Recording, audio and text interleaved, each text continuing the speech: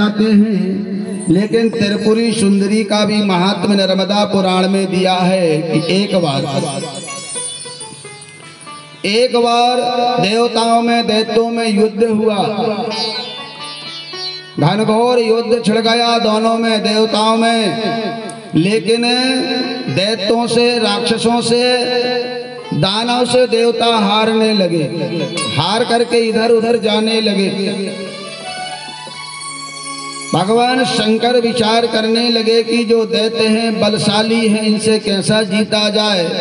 देवताओं की हानि होने लगी, बहुत से देवताओं को क्षति पहुंचने लगी, मृतक होने लगे। कुछ उनके साथ में जो थे, भगवान शंकर, ब्रह्मा, विष्णु तीनों एकत्र होकर के विचार करने लगे कि देखो ये दैत्यों से कैसा जीता जाए, इनके लिए क्या उपाय किया जाए। भगवान शंकर ने कहा देखो इनको जीतने का एक ही उपाय, क्योंकि शुक्राचार्य, दैत्यों के गुरु शुक्राचार्य और भगवान देवताओं के गुरु बृहस्पति महाराज, उनके पास में, दैत्यों के पास में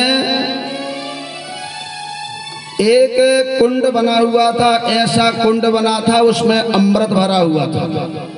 शुक्राचार्य अपनी योग विद्या से जितने भी राक्षस दैत्य से मृतक होते थे उनको ले जा करके अमृत पिला दिया जाता था, वो ज्यों के त्यों हो जाते थे। लेकिन देवता इधर कामते जाते थे, देवताओं की संख्या जो थी कम होती जा रही थी। भगवान तत्पुरुषाय विद्महे महादेवाय धीमहि तन्नो रुद्रः, भगवान शंकर और ब्रह्मा विष्णु समस्त जो देवता एकत्र होकर के विचार करने लगे कि क्या किया जाए। शुक्राचार्य के पास में एक कुंड बना हुआ है और इस कुंड में ला करके वो उनको जीवन दान दे देता है। अपने पास में कोई व्यवस्था नहीं है, इसका क्या विचार किया जाए। देवताओं ने विचार किया और विचार करने के बाद में एक शिल्पी कारीगर को बुलवाया गया और उससे कहा गया, भगवान शिव ने कहा देखो भैया तुमको 3 पुरी का निर्माण करना है, एक सोने की, एक चांदी की और एक लोहे की। 3 बस्ती का निर्माण आपको करना है। 3 बस्ती का निर्माण करो आप, और 3 ही बस्ती ऐसी होना चाहिए कि वो पृथ्वी में नहीं आकाश में उड़ना चाहिए, आकाश में चलना चाहिए। और उसमें और कुछ नहीं, उसमें आपको अस्त्र शस्त्र भरवा देना पड़ेगा बस।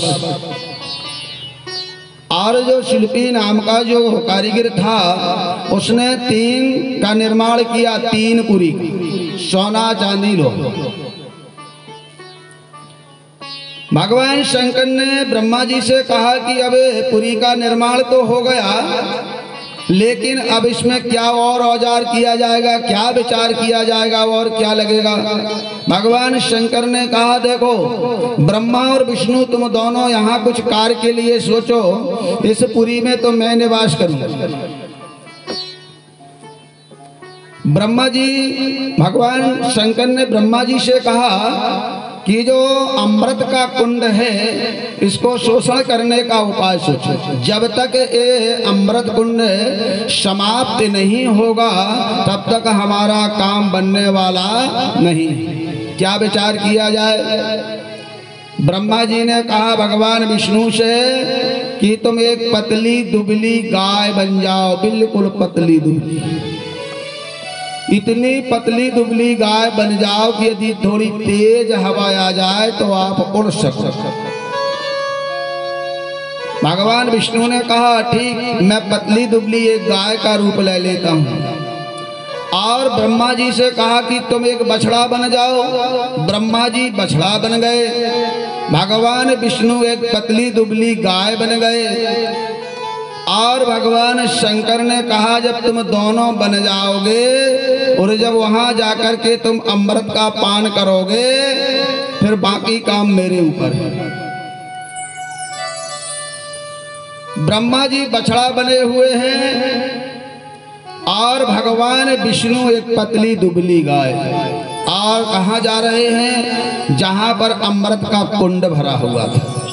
अमृत के कुंड के तरफ वो पतली गाय भागती जा रही है। दैत्यों ने देखा, दानव ने देखा, राक्षसों ने देखा। रे बोले देखो भाई एक गऊ, पतली दुबली गऊ उधर जा रही है जहाँ अमृत कुंड भरा हुआ है, जरा उसको वहां से हटाओ, भगाओ, वह कुंड के जितना भी अमृत है सब पी जाएगी।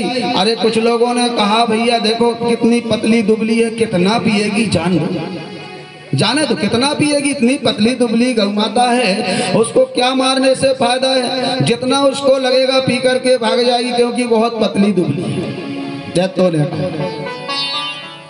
भगवान विष्णु आगे आगे जा रहे हैं। ब्रह्मा स्वरूप बछड़ा छोटा सा फुतकता हुआ पीछे पीछे गौ माता के पीछे लगे हैं और जाकर के पूरा जितना अमृत वहां भरा हुआ था कुंड में सारा अमृत पी गए भगवान विष्णु गौ माता के रूप में। अमृत जैसे ही यहाँ भगवान विष्णु ने समाप्त किया और भगवान शंकर तीनों पुरियों में जो अस्त्र शस्त्र भरे हुए थे वहां से दैत्यों को विध्वंस का कार्य शुरू कर दिए। अब दैत्य वहां आते हैं कुंड में, शुक्राचार्य महाराज लाकर के उनको जीवन दान देने के लिए वहां लेकर के आते, लेकिन वहां अमृत तो था ही नहीं, अमृत तो समाप्त हो गया, अमृत समाप्त हो गया था। और उसी समय भगवान शंकर ने दैत्यों का वध किया। तब दैत्यों का वहां पर विजय हुए दैत्य दानव वहां पर देवताओं से पराजय हुए, क्योंकि जब तक वो कुंड नहीं सूखता तब तक देवता जीतने वाले नहीं थे। भगवान शंकर ने सबको समाप्त किया। समाप्त करने के पश्चात जब ब्रह्मा विष्णु एकत्र हुए तो भगवान शंकर कहने लगे कि इन पुरियों को कहाँ स्थापित कर दिया जाए। तीन जो पुरी हैं इनको कहाँ पर स्थापित किया जाए। तीनों ने विचार किया कि इसी स्थान पर इसको विराजमान कर दिया। आज वह वेदों में उसका नाम त्रिपुरी आ गया, त्रिपुरी सुंदरी। यह ज्यादा दूर नहीं, नर्मदा के किनारे है, जिसका नाम त्रिपुरी सुंदरी है। जसकंस भगवान शिव, ब्रह्मा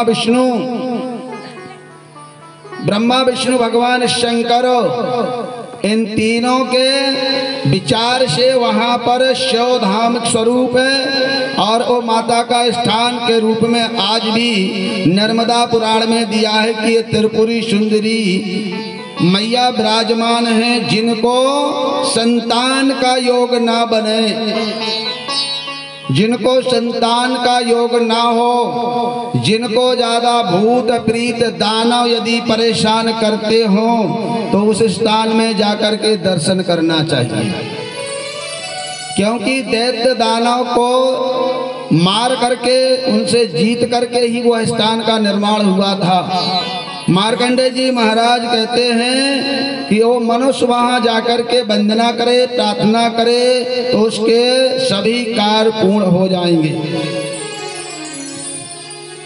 वहां पर जाकर के पाप कर्मी भी यदि कोई दुष्कर्म करने वाला भी है, अनंत उसके शरीर में पीड़ा है, तो वह पीड़ा भी तुरंत वहां समाप्त हो जाएगी, लेकिन विश्वास से ही जाना पड़ेगा।